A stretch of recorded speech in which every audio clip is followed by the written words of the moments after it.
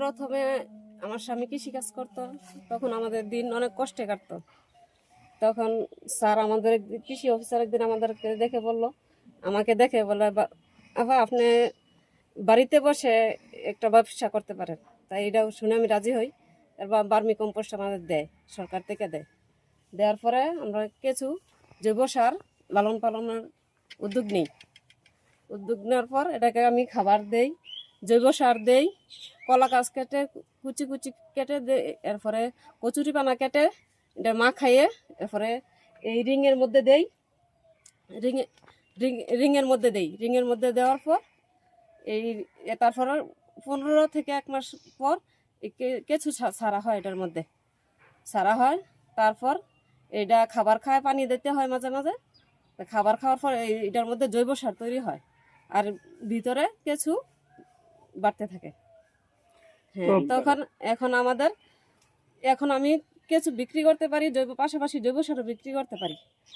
আগে অনেক কষ্টে দিন কাটাতাম, এখন আমি আমার ছেলে মেয়ে নিয়ে এই জায়গায় কাজ, আমার ছেলে মেয়ে আমার সাথে লেখাপড়ার পাশাপাশি আমার সাথে কাজ করে। ভার্মি কম্পোস্ট উৎপাদন করতে হলে আমার প্রধান যে উপকরণটি সেটা হচ্ছে কেঁচু। এই কেঁচু তার এখান থেকে বিশাল একটা সেল দেওয়া হয় এখানে। তাকে যখন প্রথমত দেওয়া হয় সে খুব অসহায় টাইপের ছিল, সে প্রান্তিক লেভেলের একজন কৃষানি সে ছিল, খুবই দরিদ্রতা তার ঘরে দেখা দিয়েছিল। তাকে পরামর্শ দিয়ে ভার্মি কম্পোস্ট তাকে দেওয়া হয়, সেখান থেকে সে তার পিছু টানটা অনেকটাই চলে যায়। আমরা 2 কেজি ভার্মি কম্পোস্ট আর কিছু উপকরণ দিয়ে তাকে আমরা প্রাথমিক পর্যায়ে তাকে আমরা একটা অবস্থান তৈরি করে দিই। সেই অবস্থানটা ধরে রেখে অদ্য পর্যন্ত সে এখন পর্যন্ত প্রতি মান্থলি সে 5 থেকে 6 কেজি কেঁচু বিক্রি করতে পারে। কিছু দেখে মানুষ অনেক হয়ে ঘৃণা করছে। মনে করেন ওনাদের উৎপাদন করে ওনার দেহ দিয়ে মনে করেন লাভ দেখে অনেক হয়ে আগ্রাইতেছে কাউসার মামু আমাদের এলাকার। কিছু চাষ কইরা মনে করেন কলা গাছ দিয়ে গোবর দিয়ে কিছু চাষ কইরা ভাগ্য পরিবর্তন হয়েছে, সব কিছু হইতেছে না। একটা দেহ দিয়ে মনে করেন লোকজন রাইতাছে নিতেছে। আমি প্রথম বাইরে ছিলাম, বাইরে থেকে দেশে চলে আসি অসুস্থতার কারণে।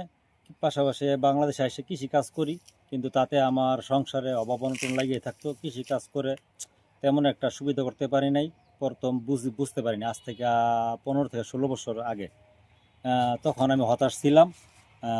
হতাশ থাকার পরে আমাদের কৃষি অফিস থেকে আমাদের অফিসার মহোদয় কোনো আসতো, তাদের সাথে আমি কিছু পরামর্শ করি যে স্যার বাংলাদেশে আমি স্যার কী করতে পারি একটা প্রজেক্টের ব্যাপারে, একটা ভার্মি কম্পোস্ট এরকম ইউটিউবে দেখি। তখন তারা আমাকে বলে ঠিক আছে আপনি একটা কাজ করেন, আপনি অফিসে আসেন, আপনার একটা ভার্মি কম্পোস্ট দিয়ে দেবো, এটা দিয়ে আপনি কিছু উৎপাদন করতে পারবেন নিজে। আমাদের এনএটিপি প্রকল্পের আওতায় আমাদের কৃষানি মুর্শিদা বেগমকে আমরা 4-5 বছর আগে একটি প্রদর্শনী দিয়েছিলাম। সেই প্রদর্শনীতে উনি জৈব সারের উৎপাদনের পাশাপাশি উনি যে রেড ওয়ার্ম নামক যে ভার্মি কম্পোস্টের যে কেঁচুটি সেটি উনি বাণিজ্যিকভাবে বিক্রির উদ্যোগ নিয়ে থাকে। আর কেজি প্রতি প্রায় 2000 টাকা পর্যন্ত এই কেঁচু বিক্রি করা হয়। অনেক কৃষক নতুন করে যখন ভার্মি কম্পোস্টের উদ্যোগ হতে চায় তখন কেঁচুর একটা সংকট দেখা যায়। তখন আমাদের মুর্শিদা বেগম সহ আরও অনেকেই আছে যারা এই কাজটি করে, তাদের কাছ থেকে আমরা নিয়ে থাকি। এবং এটি একটি ভালো লাভজনক একটি ব্যবসা, কারণ জৈব সার উৎপাদনের পাশাপাশি এই কেঁচু বিক্রি করেও স্বাবলম্বী হওয়ার সুযোগ আছে।